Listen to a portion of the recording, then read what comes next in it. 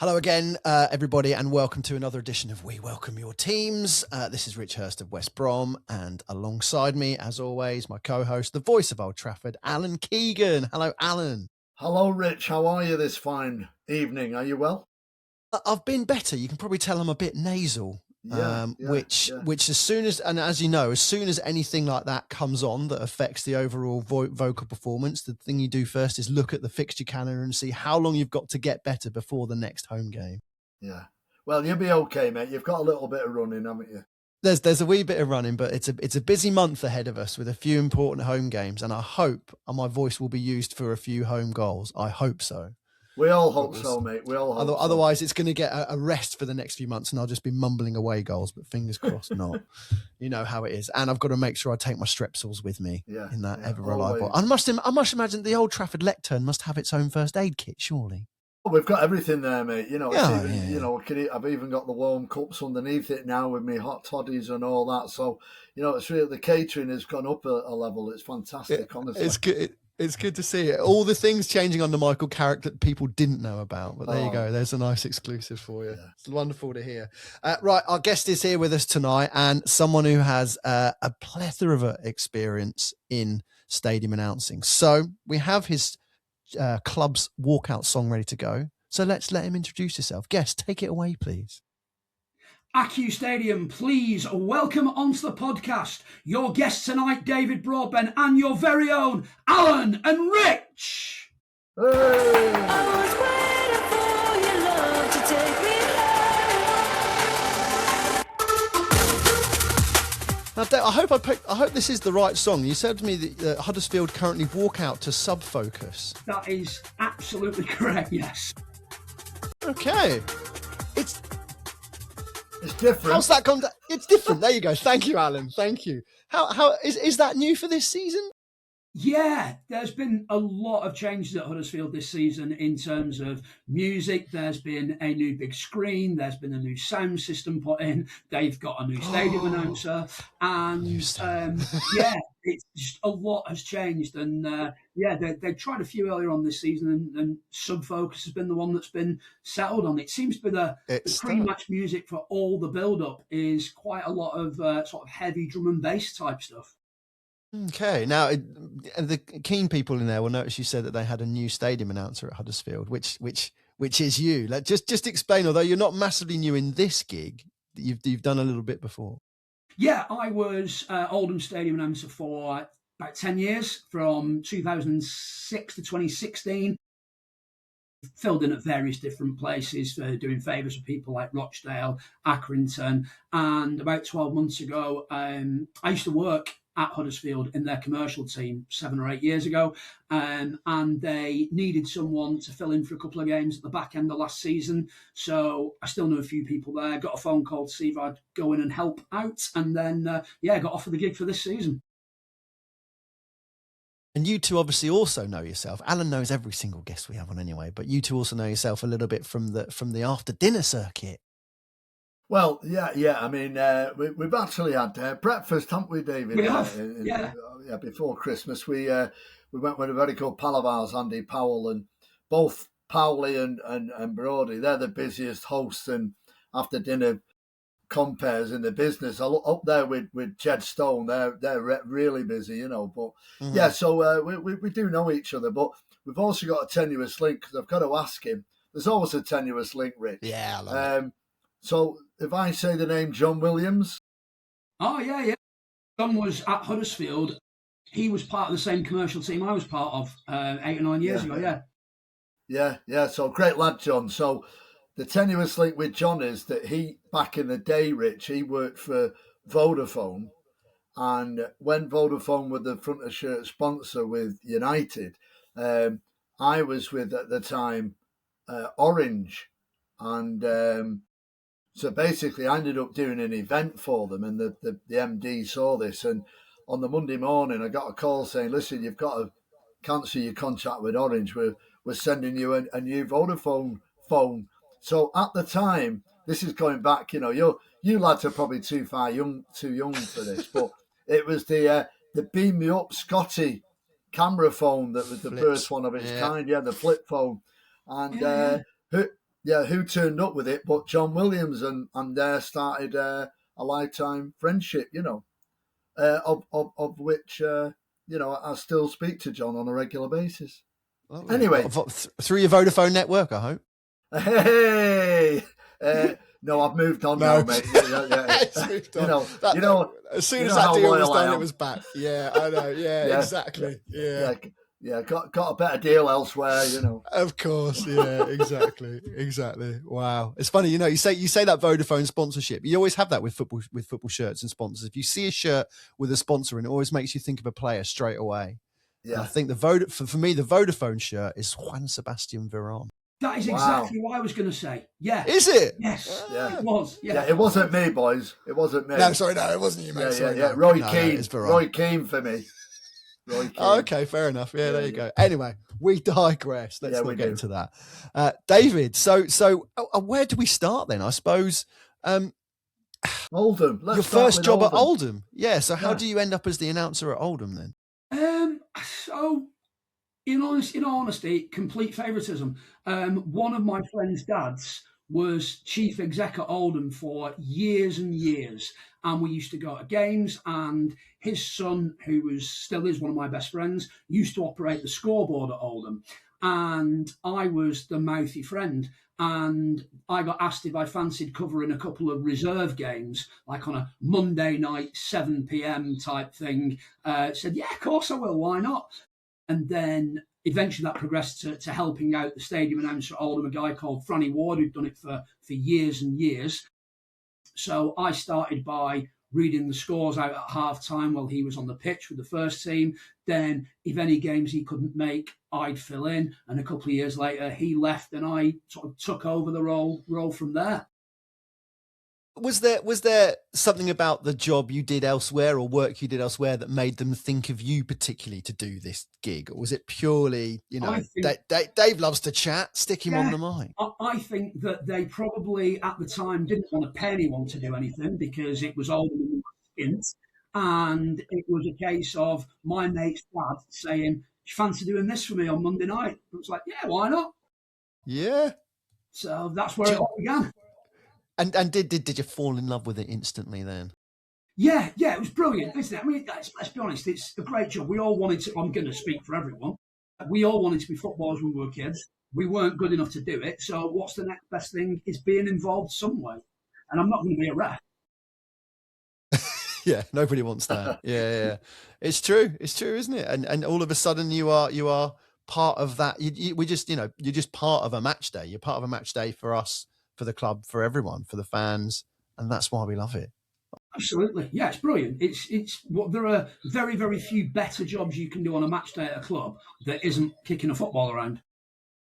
Absolutely, yeah, that's what we're there for. So then you end up at Oldham for what, 10 years? Did you say? Yeah. So ended up staying there a while, and my day job then became Oldham's sales and marketing manager.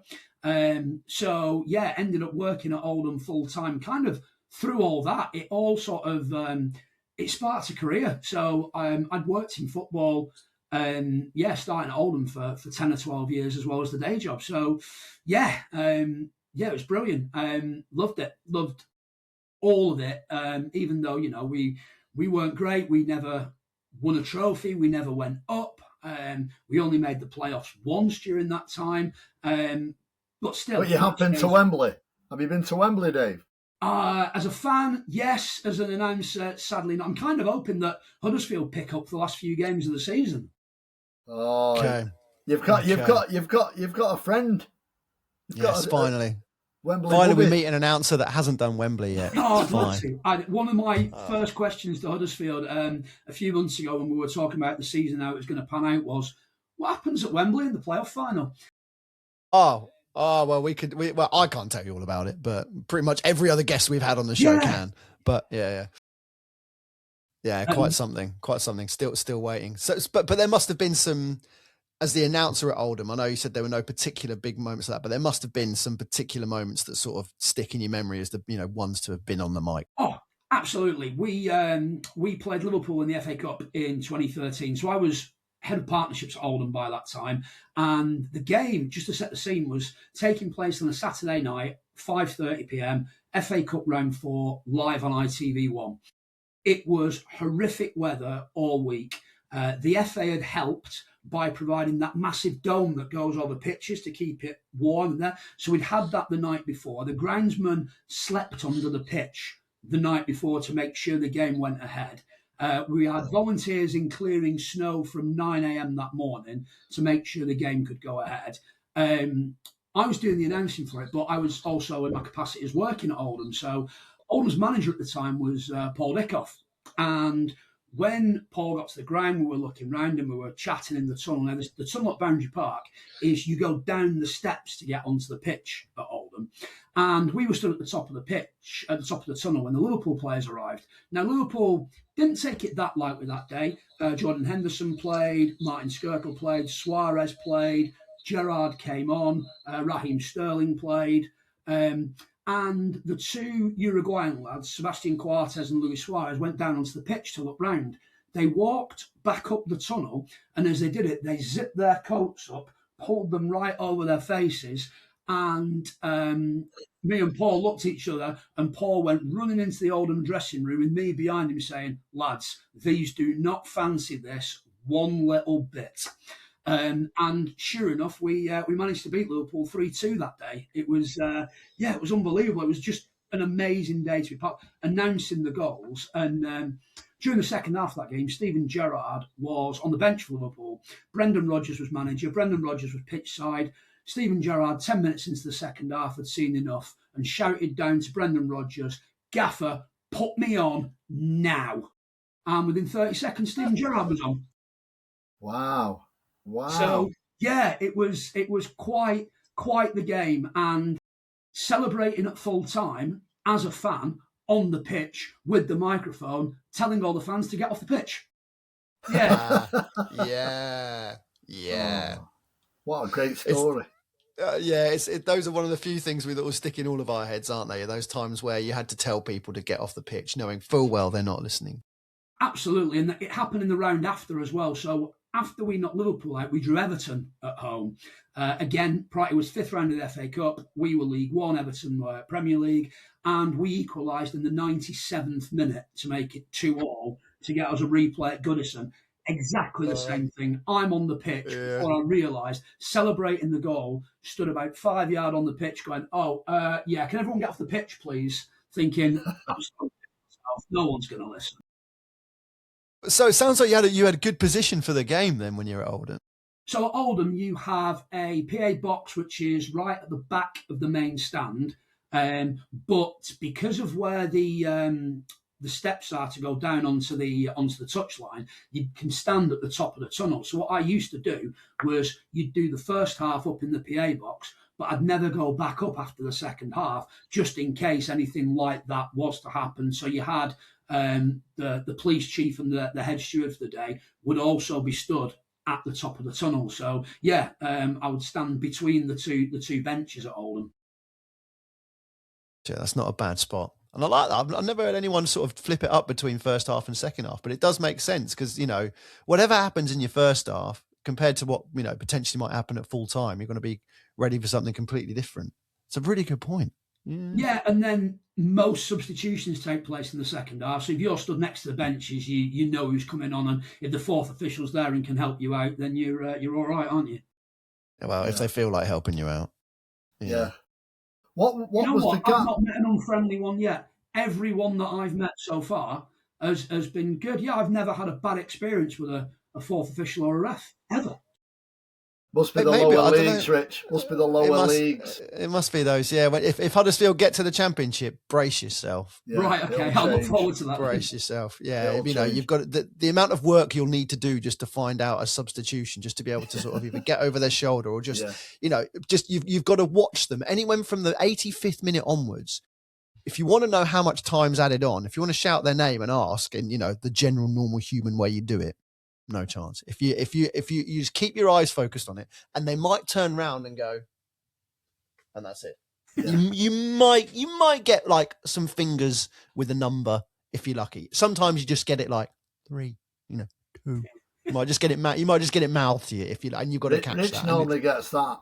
Yeah, It's true. Yeah, Well, it's weird, we always have You think it's 2 minutes? 2 minutes. Always 2 minutes every game. Yeah.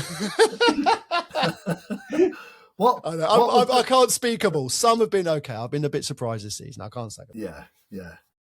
What was the gap, Brody, between Oldham and then Huddersfield? Did you have a bit of a window? Yeah, it's been about probably 7 or 8 years. But during that time, I've done I've helped out at Oldham if ever their announcer's been off or anything like that. Done the same at Rochdale a few times. Before David took over. I know you had David on last episode, and before he took over, I did a few games for them to help out whilst we were waiting for him to be available. Done a couple at Accrington, so sort of kept my hand in a little bit as and when. But yeah, in terms of doing it on a regular basis, it's probably been 7 years or so. Right. And so what was the link? Was it the fact that you'd worked at Huddersfield, as you said at the top of the Yeah, that was exactly it. So what happened to the previous guy? Why was he finishing? You know what? I actually don't know. I know that there were some circumstances in which he left. I mean, I've got to say, I went in replacing Paul Ramsden. Rambo at Huddersfield has been synonymous with the club. He was the announcer when I worked there. Been there for ages. Absolute club legend. And I think for anyone going in trying to replace someone who's held in that level of esteem, is always a challenge, especially because you can tell from my voice, I'm not from Huddersfield. Rambo is from Huddersfield. And that was the first few games, that was quite the challenge. I'd get things on social media like, wonder what part of Huddersfield he's from then. Yeah.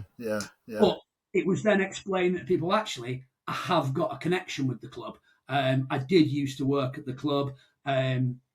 And I grew up sort of halfway between Oldham and Huddersfield. And the way that the fixtures have always worked, Oldham and Huddersfield are on separate weeks for matches. Right. So this year, I'm doing the announcing at Huddersfield, but I've got an Oldham season ticket.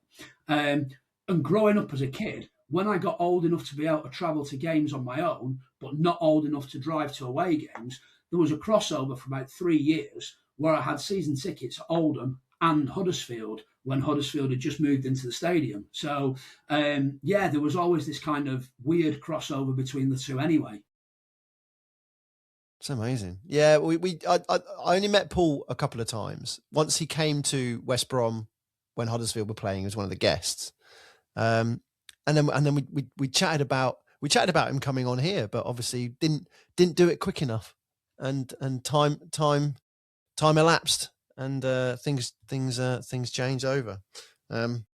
But yeah, it's an incredible stadium, and I don't know, because we visited there with West Brom with the foundation a couple of years ago. We started our charity bike ride from Huddersfield, but it snowed that year horrendously. So we just had to get driven to Huddersfield, had a picture at the ground, and then got driven to St George's Park and had to wait for the snow to pass. Ridiculous.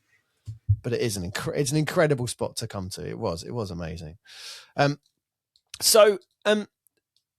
Getting in at Huddersfield means there was obviously a void left where you were previously at Oldham.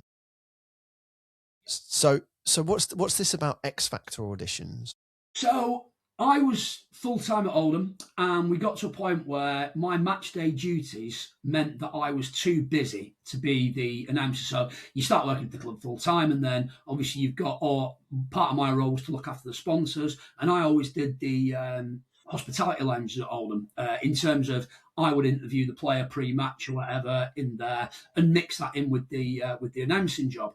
But it got to a point where the announcing job was kind of, just getting too much to do. So what we did at the time, we advertised for it, but we put together a day of X Factor style auditions. We had 4 judges. So there was myself, there was a girl called Jenny Warburton, who was commercial manager at Oldham, a guy called Gordon Lawton. Gordon had been at Oldham years. He sadly passed a few years ago, but he is very much an Oldham Athletic Club legend. He's been the programme editor, media man there for 25, 30 years. And then a guy called Mike Keegan. Mike is now, I think he's one of the head sport writers for the Daily Mail. Well, Mike's an Oldham fan. Yeah.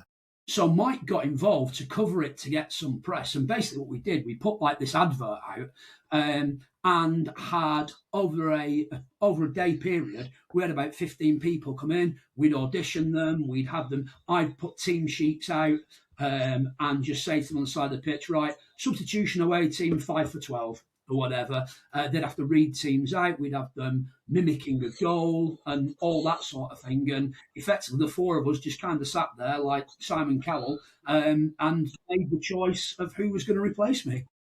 Was it unanimous? Yeah, it was actually. Yeah, there was one guy that came in, and it was a bit weird because I knew him. He was a friend of mine. I'd known him years. He'd never expressed any interest in anything to do with it at all. I didn't know he was coming in for it, and I just sort of said to the other three, I was like, "Look, I can't be involved in this. He's a mate of mine. This looks weird. I don't want to touch this." And all three of them said, "Well, he's by far the best one." And I was like, "Well, you all think that?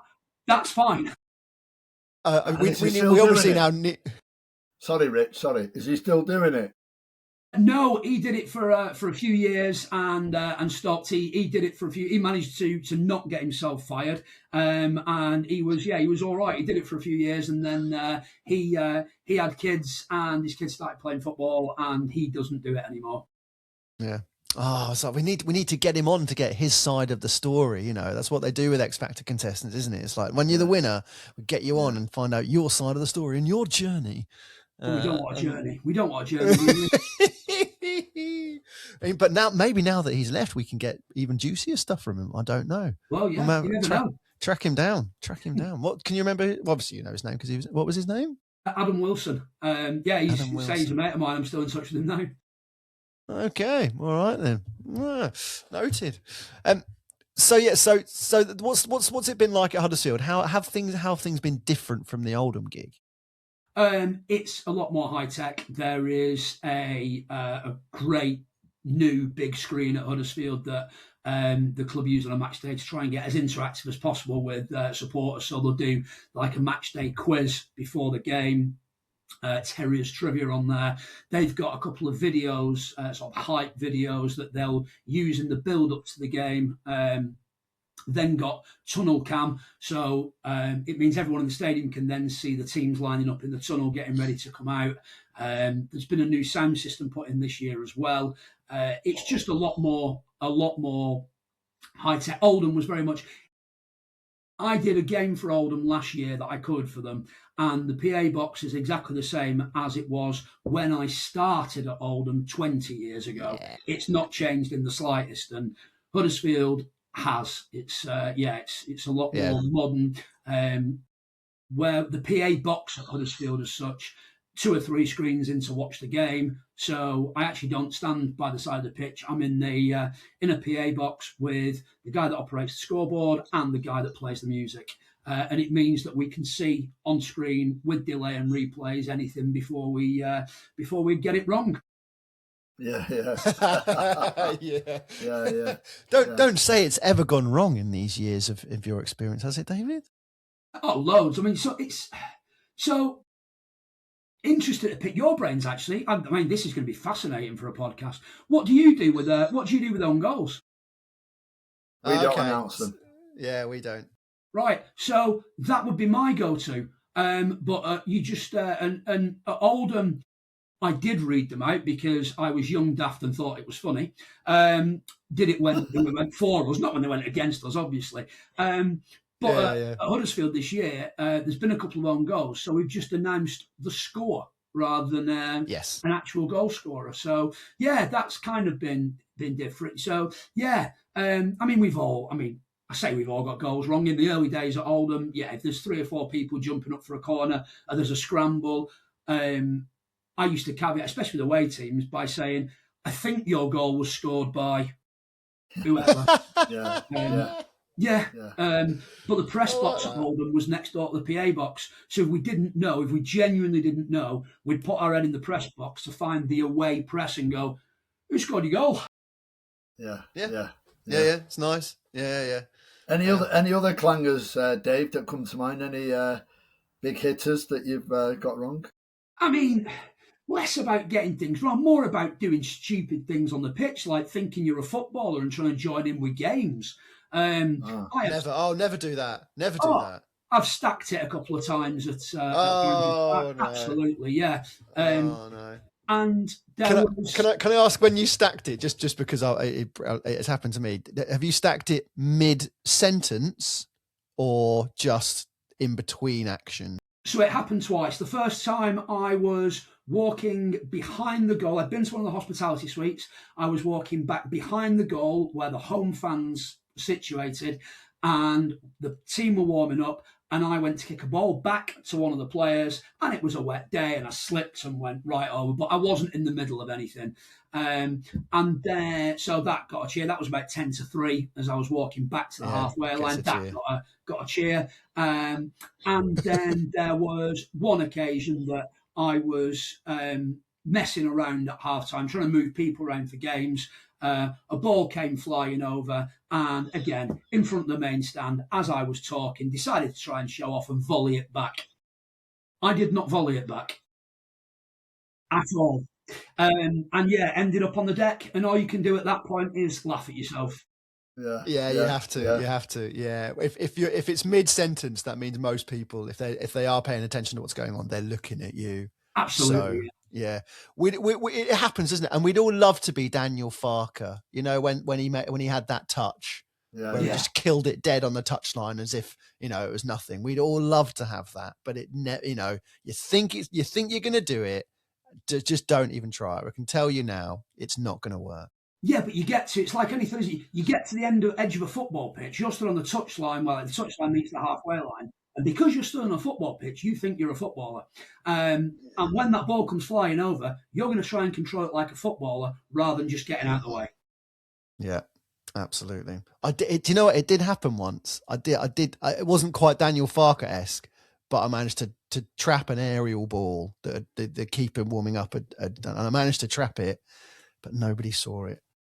Oh, I think I can. Because you do it, and you're like, did anyone just no? I think I can one better that. We were playing a crossbar challenge at Huddersfield earlier on this season, and the 3 people had a go and missed.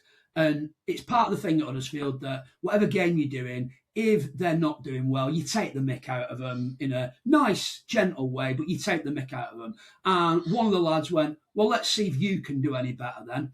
And I went, well, I'll have a go. I tried not to fall over, took one step back and hit the crossbar. Never done it before, never done it since. The worst thing in the world for me, Virtu Trophy game, 950 fans there. Yeah, well, yeah. Why does it never happen when you like the red button on Sky game? Why does it never happen there? If that had been Derby Day against Bradford a few weeks ago with 24,000 in and I'd have done it, I'd have still been doing laps of the pitch now. Right. So, just to go back on that, so what is the big Derby game, did you say? Bradford. This season, certainly. There's plenty of Yorkshire derbies in League One this year. So there's Donny, Rotherham, Barnsley, but Bradford's the big one. Right, okay. And how did you do against them? So 1-0. So it was a very pleasant Saturday lunchtime. It was one of those games. It was really difficult at the start because earlier on this year, Terry Yorath passed away. Yeah. Terry represented Leeds, Bradford, and Huddersfield, and he passed away the week before the game. So we did a tribute to him and a eulogy before the game, and a few of his family were there. So reading that out, and at that point, to be fair to the home fans and the away fans, everybody behaved impeccably and applauded at the right points. And it's very rare that someone would represent the 3 West Yorkshire clubs and still get an ovation like that. Yeah. That's brilliant. I love that. That is good. That's fantastic. Yeah. And those are big moments for us as announcers, because you don't want to stumble over anything there, do you? Oh no. Yeah, absolutely. It's like you do it every year, but when you do the Remembrance game and when we do the Poppy game, you just it's weird, isn't it? We worry more about that than anything else. And you could probably now just recite it off the top of your head, but Yeah. because it's the heat of the moment, you kind of just you worry more about that than any other part of the job. Yeah. So no, you're right. So for anybody listening to this, obviously we're talking about your role as the announcer, but all joking aside, you're very busy outside of that with hosting events, and you've done all the major superstars. And how do you enjoy that? And who's been interesting that you've done there? I mean, you mentioned Harry Redknapp before we started recording. Who have you really enjoyed hosting? Harry's brilliant. I've done probably 10 dates with Harry this year in theatres up and down the country. He is great value. We sit on the stage, we do 2 45-minute halves of just a story about his life and his life in football and his life out of football, winning I'm a Celebrity. And he's just the nicest guy. He has time for everyone. We do the meet and greet before. People will come and meet him. He has time for every single person. He's brilliant company. He's just great to work with. He's a really, really good guy. Now, we were talking about some of those embarrassing moments about slipping over on the pitch. I heard somewhere that you've gone sometimes beyond the call of duty for your club and maybe worn a mascot outfit. Oh, right. I've got 2 things to say. Yes, I adopted the mascot suit. I was pitch side. It was 2:15, and the mascot. Wait, was this Huddersfield or Oldham? This was Oldham. Oldham, and the mascot had phoned in sick. Now, at the time, Oldham's mascot, Chaddy the Owl. Do you remember they used to do the mascot Grand National? And yeah. Didn't it kick off one year? Yeah, it kicked off one year, didn't it? Oldham's mascot won it 3 years out of 4. He was very, very fast. He was a good amateur footballer. In fact, he still does it now. Years later, he still does it. He's still Oldham's mascot. And he phoned in sick, and there was no one to do it. And I was like, at the time, I was helping out as a stadium announcer. I was doing the half-time stuff. We still had, Franny Ward was still the stadium announcer. So they said, you have to throw this on, just do a bit. And it was a home game against Blackpool. And I was like, right, okay. So I'd been at a game. I knew what the mascot did. So that was fine. The problem was, Wayne, who was Chaddy and still is, Wayne was in very good shape. I was about 19 stone, and it was a tight owl costume, I'll tell you that now. And at half time, there was a race scheduled around this pitch against Bloomfield Bear. Now, Chaddy never ever lost races. He was the mascot Grand National champion. I was 18, 19 stone and fat. I had no chance. Bloomfield Bear must have lapped me twice trying to go around the pitch. And I literally heard a kid, as I was walking off the pitch at half time, I literally heard a kid say to his mum, "What's wrong with Chaddy?" Oh, wow. And I was like, what's wrong is that he is a fat bloke pretending to be the real mascot for the day. Wow. Yeah. That Did not end well. kid's still haunted by it. I got sent a picture. At the time, Oldham sat the away fans behind one of the goals, and the stand is split into 2. And you either have the big section or the small section. And on that day, Blackpool brought a few fans. They got given the big section. I sat for the first half on my own in the costume in the small section, and the club sent me pictures of it afterwards of me basically lying across 3 or 4 seats, and it looked like the owl was dead. The owl has landed. Yeah, but it wasn't good. And weirdly, I never got asked to fill that role again. Never got asked. Well, if you don't like it, there is one way to make sure you don't get asked ever to do it again. Yeah. I think it was the first race that Chaddy the Owl had ever lost. Yeah, it's like a blemish on his record. Yeah. Yeah, absolutely. Yeah. It's the asterisk after winning the title, isn't it? Yeah. Yeah, absolutely. Yeah. And then we had a game against Walsall at Oldham 1 December. Now, if you've been to Oldham's ground, you'll realise how cold it is at Boundary Park. And the pitch was frozen. There's one patch in front of the main stand that never gets any sunlight, and it's always the part that's frozen. It was a 0-0 home game against Walsall. It got noted in the press the weekend after, that the game was got on by specialist teams using specialist heating equipment. That was me, 2 other lads on the ground staff, and 3 blowtorches. Literal blowtorches. Yeah, literal blowtorches just to melt this small area. We're a League One club. Yeah. Blowtorches on pitch to get the game going ahead. And one of the people coming out of the kitchen pouring boiling water on the touchline. Yeah, love it. You don't get that at Old Trafford, do you?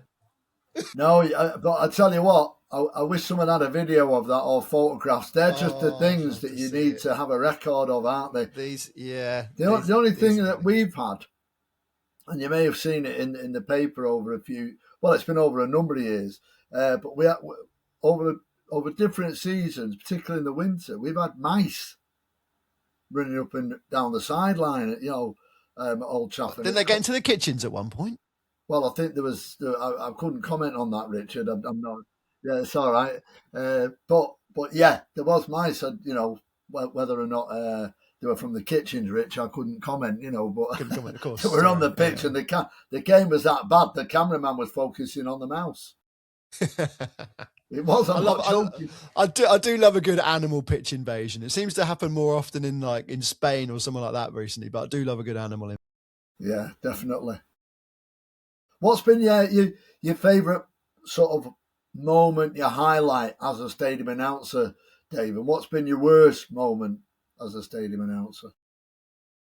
So I think worst moment is when you lose. I grew up supporting Oldham, and when you're 3-0 down at home, it's not a right lot of fun. I did a game one year. Oldham played Cardiff at home, and we were 6-0 down at half time. That wasn't a right lot of fun. Oh, yeah, and it's just like you really get into it, and I find myself at Huddersfield. When Town score like the game against Bradford, it's a local derby. You can't help but get caught up in the emotion of it, and you're screaming the goal scorers' names out, and it just gets to you, doesn't it? You just get caught up in it because ultimately we're all fans, so you just get caught up in it. And yeah, I think I would say at Huddersfield, it's only been a year or so, but certainly beating Bradford and that it went so well with the Terry Yora thing, and his family sent an email into the club saying, that they were delighted with how everyone in the stadium responded and that. And you look at that and go, all right, yeah, I'm proud of that. That was something that went really, really well. At Oldham, absolutely knocking Liverpool out of the FA Cup because we were bottom half League One and they were Liverpool. So that, and then worst moments are just defeats when you know that things are going wrong and you just it just gets to you. So just getting hammered, really. It's just depressing. Yeah. The clarity of your voice on each goal announcement gets weaker and weaker as you go through. We had that in that Norwich game we had at West Brom a few weeks ago, where it was the big one that we really needed to win and we lost to Norwich. They hammered us, and each goal was feel the pain. Yeah. I always do though. Visiting goals though, I've always done them in a really kind of goal scorer, whoever, number whatever. Yeah, you do. I've whatever. Yeah, you do. Yeah, even if we're 3-0 up, and then even if we're 3-0 up, and it's a consolation in the last minute, it's still a goal scorer. Still don't get it. Oh no. Well, it makes perfect sense. They're away from home. It is not their home ground. Nowhere should they be treated with the same respect as the home team, unless, of course, it's Old Trafford. Yes. I know. We've already covered that, haven't we? Imagine, I've never heard it anywhere else where there's a complaint that the away goal scorer isn't announced clear enough. Only it was made the away team when I did the lineup. I did it in the number one. And then Old Trafford, Manchester United. You've got to, haven't you? It's all part of building the atmosphere. Of course, you've got. You're never going to do the same reverence to the away team, are you? No. I think I've mentioned it before, but just because Dave's on, we don't actually do the away. We sort of 20 past the hour or whatever, 40 minutes before the kickoff, we do both teams, starting 11. And now, because we do country roads right at the kickoff, we do the starting United for 11, the starting United 11, sort of, quarter to the kickoff time now. We don't do the away team at all now. We've stopped doing them. So what we do at Huddersfield is about 20 past, for a 3 o'clock kickoff, 20 past 2, we'll do the first read, and that'll be both teams. At about 2:45, we'll do the same again, read through both teams and subs. Then after the teams have come out and they're lining up doing the handshake, I'll do the home starting 11 only. Yeah, which I think is better anyway, but, different. And then have you got something just before kickoff? Have you got, because obviously Alan's got country road, which obviously just works to a T. Yeah, so what happens is the teams will come out. As they're lining up doing the handshake, I'll then run through Huddersfield starting 11 and any match sponsors that we've got on that day. And then that's me done. Then from up in the PA box, Huddersfield have got an anthem that they've had for decades called Smile a While. It's one of those sort of old school classic football songs that is unique to Huddersfield. And it starts with what can only be described, and they actually call it this, Old Man Talking. And it's a guy who did a report on the song decades ago. And the guy doing the report must be in his 70s, and it plays his voice. And he sort of starts the song. And at that point, the supporters of the cowshed loyal behind the goal, the big singing section at Huddersfield, they take that as their cue. They sorted that with the club at the start of the season. And they lead that and they sing into kickoff and the first few seconds of the game to get the game underway. So that's very much fan-led. I'll read the team out and then I shut up. Yeah. Do you have much interaction with the fans or fans forums or anything like that, Dave? For the most part, the first part of the season, I've actively avoided it because they all hated me. Obviously, accent, somebody new, and all that. So what I tend to do, I'll post occasionally on Twitter. If something's happened or something, I'll post something. Occasionally, I'll post so if Town have won and it's been great, and I'll post maybe a video of just announcing a score or something like that. I've got a pair of them, them Meta glasses that you can record. So earlier on this season, Huddersfield drew Man City in the Carabao, and City had just signed Donnarumma. And he was on the bench. So I took a couple of videos pitch side of me reading the team out. So I posted that for some social content for the club, sent it to the club and what have you. So look, I've got this, and I did the sort of look round the stadium in it and a stadium announcer's eye view. And then you caught Donnarumma coming out of the tunnel, and he's massive. He's absolutely massive. So that's probably had more views than anything I've ever put on Twitter X at any point ever. Right. So, you get some interactions on it, and I'm quite happy to. So, earlier on this season, there was a new big screen put in at Huddersfield. There was also a new sound system. They've got American owners that want to make match day more of a show. So, we've been experimenting with different games. We've played 3 or 4 different games at halftime this season. So, I'm quite happy to go on and take feedback from that as to what people like and what people don't like. Yeah, I'm quite happy to do that. I love the idea. I'm now suddenly looking in the We Welcome Your Team's budget to see if we can afford a pair of Meta glasses that we can put on, we can send to our guest each month to sort of like do a bit of the day in their life, everything they see at the stadium, and then you know what, take they're that really, away. really good for things like that, for the sort of work that we do, because you get a unique view. So I do it on some of the evenings that I do, and some of the tours that I'll do. I do a day in the life, and you can video some of the introductions that you do. You video the guests coming out, and you can sort of see it from a completely unique perspective. No one else, whatever we do on match days, no one else gets our perspective. Absolutely. No, true. It's a new way of thinking about it. Just got to remember to turn them off when I sneak into the photographer's room and steal one of the sandwiches that I'm not supposed to have. Or go to the toilet. Or go to the toilet as well, Yeah, Nobody wants to do see that. that. Yeah. Yeah, nobody wants to see that. Yeah, that's got me. So what thinking does it about do, that. Dave? Yeah. Does it load down on your phone? Yeah, Or you is just it in sync it. Yeah, you sync it to your phone, and it goes onto there, and you can then just put it in your camera roll and do whatever you want with it. Yeah. Love it. Do you have goal music? I was just thinking as a part of your show. Oh, okay, because that when someone comes in and says they want to make it more of a show and a production, it can be one of the things that people try and introduce. It's something that the fans at Huddersfield would be. They were asked about it, I believe, last year, and it was an overwhelming no. Yeah, unanimous no. Yeah, fair enough. So they'll do a bit of the same sort of. You get it at most clubs, don't you? You score a goal, fans will do the same sort of song, the same sort of tune, and then after that, you announce the goal scorer to keep it going. So yeah, it's the exact same at Huddersfield. There's no goal music, nor would it be welcomed by the supporters. Yes, well said. Well said. This came up a couple of episodes ago, and I'm interested if more people do it. Do you have a song for at the end of the game if you win and if you lose? No, not really. No, so there's nothing set. Okay. No, there's nothing set. There was at Oldham. We always played, because it was probably a bit more relevant then in terms of the sort of time when the song came out. If Oldham won, it was always Black Eyed Peas, Tonight's Going to Be a Good Night.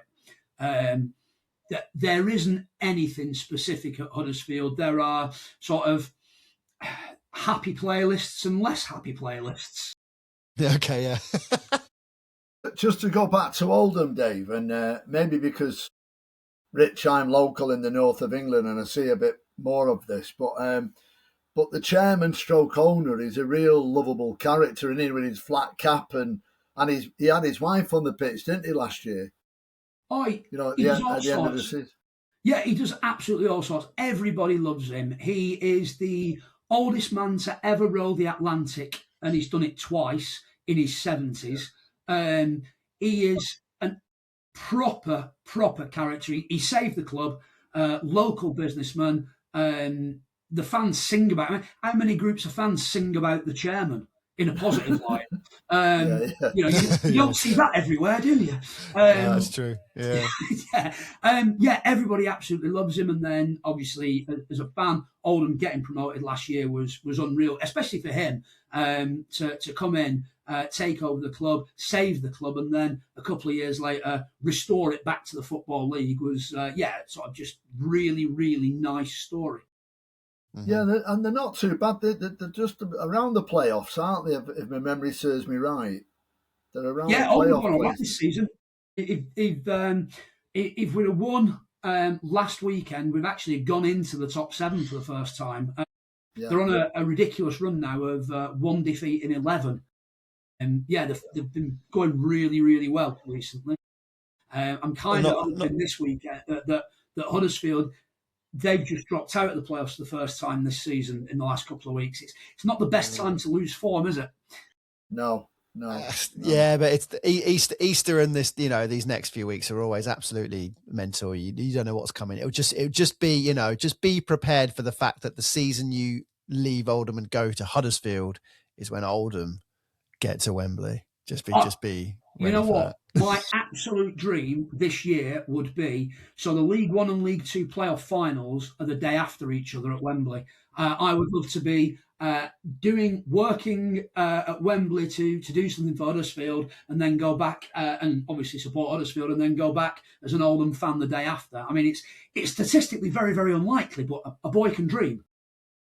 Yeah. Absolutely. Yeah, absolutely. Well, it's been statistically likely at West Brom for the last 10 years, and we haven't made it. So, flip it around that way. It's only this season that I've been able to, and it's only probably in the last couple of weeks or so I've probably gone, I don't think I need to keep that bank holiday weekend free, to be honest. Not this time round. Sorry, Rich. So, obviously, Dave, you're dead busy, as we've said already, with all your hosting and evening with events. So, has there been a clash at all where you've got a Huddersfield game, and is there a backup? Is there a reserve? Is there a sub for Dave Broadbent at Huddersfield? Yes, there is. I've had to miss a couple of games, of course. So in my world, I might get booked 3 to 6. I mean, I've got some gigs in for March next year, but as a general rule, I get booked in sort of 3-4 months in advance.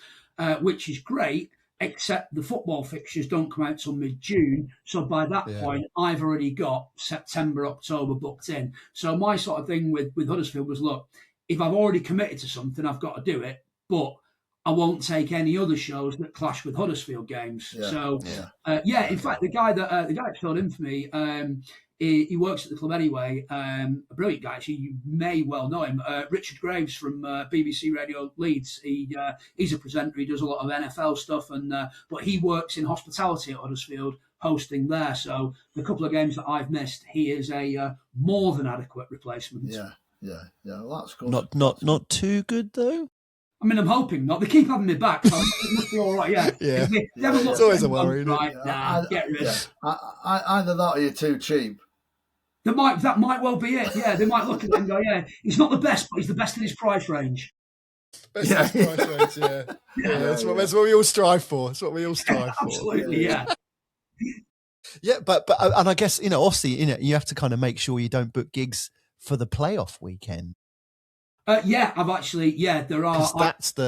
I have blocked those weekends out of my. I blocked the first weekend out. I blocked the potential midweek out, and I blocked the end of it. So, depending on what happens at Huddersfield over the course of the next 3 weeks, Alan, if you hear of any cancellations coming up in mid-May, you might just give me a shout. Yeah. No problem, mate. No problem. Yeah. Okay. And that's the only reason we added you to the WhatsApp group, Dave. Is it's time to start sharing the love around a bit more. Yeah.